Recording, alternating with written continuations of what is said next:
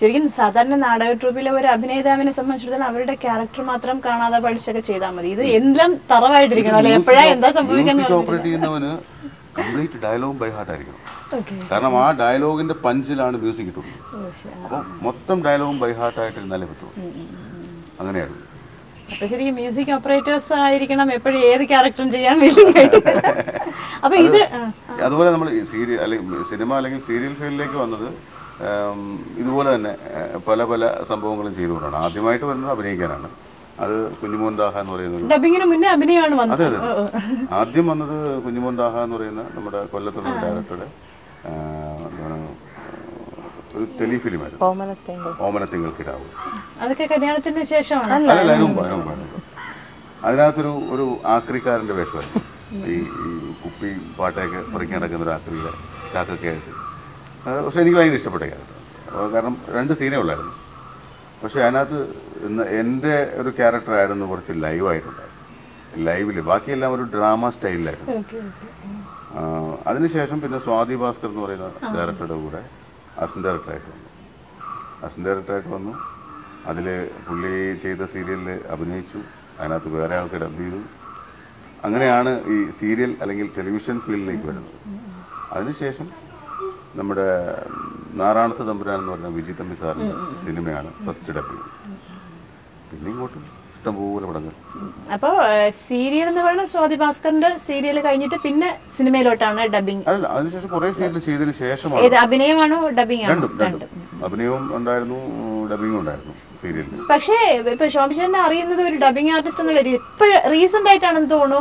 അഭിനയ രംഗത്ത് കൂടുതൽ സജീവമായിട്ട് അത് കൂടുതൽ സ്ട്രൈക്കിംഗ് ക്യാരക്ടേഴ്സ് ചെയ്താണ്. ഡബിങ്ങും ആക്ടിങ്ങും ഏകദേശം ഒരേ സമയത്ത് ഒരുപോലെ തന്നെ കൊണ്ടുപോകും.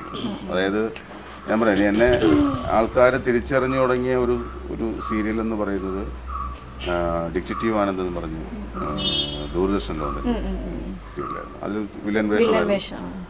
ആ സീരിയലിലൂടെ തന്നെ നമ്മളെ ആൾക്കാർ വെളിയിലേക്ക് ഇറങ്ങുമ്പോൾ ആൾക്കാർ കണ്ടാൽ മനസ്സിലായി തുടങ്ങി. പിന്നെ ഇങ്ങോട്ട് കുറേ സൂര്യപുത്രി, ചന്ദ്രോദയം, അങ്ങനെ ഒരുപാട് സീരിയൽ, യാത്ര, ഒരുപാട് സീരിയൽ ചെയ്തു. സ്ത്രീജന്മം ചെയ്തു. പിന്നെ ഇപ്പോൾ ലാസ്റ്റ് ചെയ്തതാണ് പൊന്നും പോകും എന്ന് പറയുന്നത്. കൂടുതലും പോലീസ് വേഷങ്ങളായിരുന്നു. ശബ്ദത്തിന്റെ ആയിരിക്കും ചിലപ്പോൾ. തന്നെയല്ല, ഷമ്മിച്ചേട്ടനായാലും ഒരുപാട് പോലീസ് വേഷങ്ങൾ ചെയ്ത് തിളങ്ങിയിട്ടുണ്ട്. അച്ഛനായാലും പോലീസ് വേഷങ്ങൾ പുള്ളിക്ക് ഭയങ്കര ഇതായിട്ടുണ്ട്. അപ്പൊ അങ്ങനെ വരുമ്പോഴേക്കും എനിക്ക് തോന്നുന്നു കുടുംബപരമായിട്ട് പക്ഷെ എന്തോ പോലീസ് വേഷം ചെയ്യുമ്പോൾ നമുക്കൊരു പ്രത്യേക ഒരു സ്റ്റൈലൊക്കെ വരും. അതെങ്ങനെയാണെന്നൊന്നും അറിയില്ല. ആ യൂണിഫോം ഇടുമ്പോൾ നമുക്ക് വരും ഓട്ടോമാറ്റിക്കലി.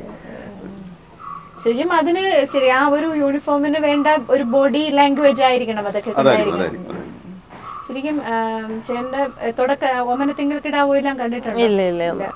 അതെനിക്ക് തോന്നുന്നു ടെലികാസ്റ്റ് ചെയ്തില്ല. നീ വന്നോന്ന് അറിയില്ല, എനിക്ക് ഓർമ്മയില്ല അതൊക്കെ. പിന്നെ അതിന് ശേഷമുള്ള കല്യാണം കഴിഞ്ഞതിന് ശേഷമുള്ള സീരിയൽസ് എല്ലാം അവള് കണ്ടു. കല്യാണം കഴിഞ്ഞാണ് നല്ലതുപോലെ ആയത്. അത് ശരിക്കും ഒരു എന്താ പറയണ്ടത്, ഒരു അവള് വന്നുകൊണ്ടാണ് ഇന്നർ മീനിങ് ആണ്. എങ്ങനെ സാധാരണ ഇപ്പൊ പലപ്പോഴും കേൾക്കുന്നത്, ഇപ്പൊ പൊതുവെ അഭിനയ രംഗത്ത് ഭാര്യമാരാണ് അഭിനയ രംഗത്തെങ്കിൽ കല്യാണത്തോടെയൊക്കെ അവര് നിർത്തും. ഇതിപ്പോ ഹസ്ബൻഡിന്റെ അഭിനയത്തെ എങ്ങനെയാണ്? ഒത്തിരി വലിയ എൻകറേജ്മെന്റ് ആണോ? കുഴപ്പമില്ല, നമുക്കൊരു വിശ്വാസം. എന്താണ് നന്നായിട്ട് ചെയ്യുന്നതാണെന്ന് ഭർത്താവിനുള്ള വിശ്വാസം.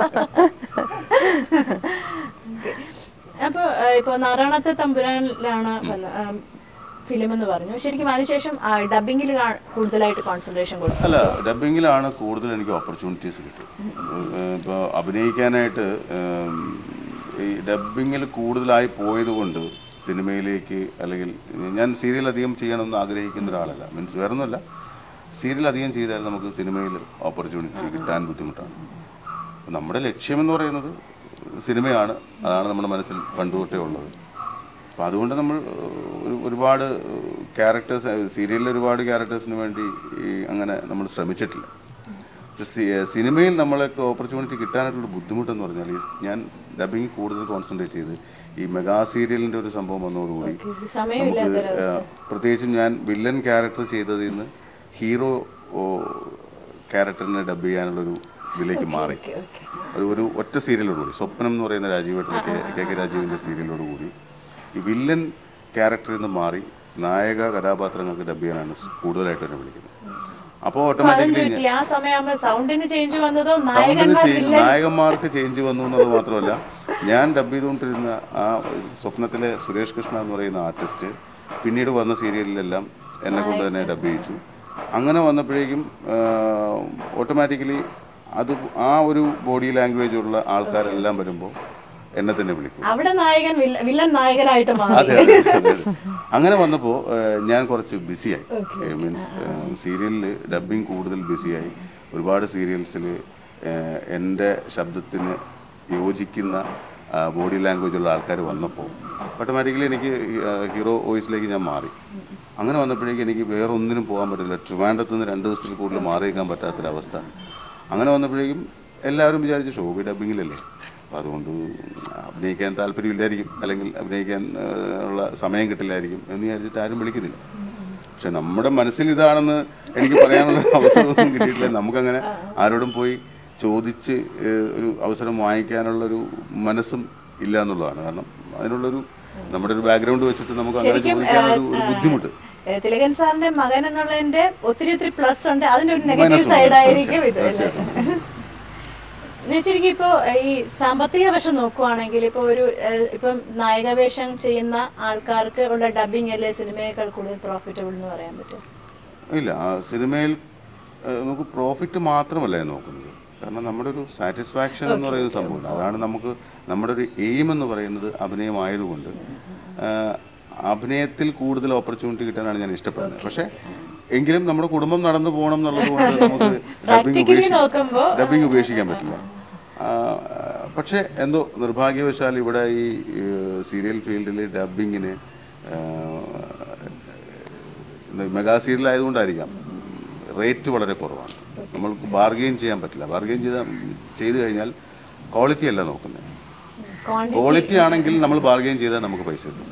പക്ഷെ അവർ ഉദ്ദേശിക്കുന്ന ആരെങ്കിലും ഡബ് ചെയ്ത് വിട്ടാൽ മതി, എന്നാൽ ബെറ്റർ ആയിരിക്കും വേണം. പിന്നെ ചില കമ്പനികൾ, നമുക്ക് സ്ഥിരമായിട്ട് വർക്ക് ചെയ്യുന്ന കമ്പനികളോട് നമുക്ക് ബാർഗെയിൻ ചെയ്യാൻ പറ്റാത്ത ഒരു കമ്മിറ്റ്മെൻ്റ് ഉണ്ട്. അപ്പോൾ അതുകൊണ്ട് അതൊരു വലിയൊരു ഇൻകമായിട്ട് നമുക്ക് കൊണ്ടുവരും. നമ്മുടെ എല്ലാ മാസത്തിലുള്ള ചിലവുകൾ നടന്നു പോകും എന്നുള്ളതല്ലാതെ നമുക്കൊരു സേവിങ്സോ അല്ലെങ്കിൽ ഒരു അസറ്റ് ഉണ്ടാക്കാനുള്ളൊരു ഇൻകം ഒന്നും ഡബ്ബിങ്ങിൽ നിന്ന് കിട്ടില്ല. സിനിമയുടെ ഡബ്ബിങ് വല്ലപ്പോഴും ഉള്ളൂ, അത് ഒരു ബോണസായിട്ട് മാത്രമാണ്.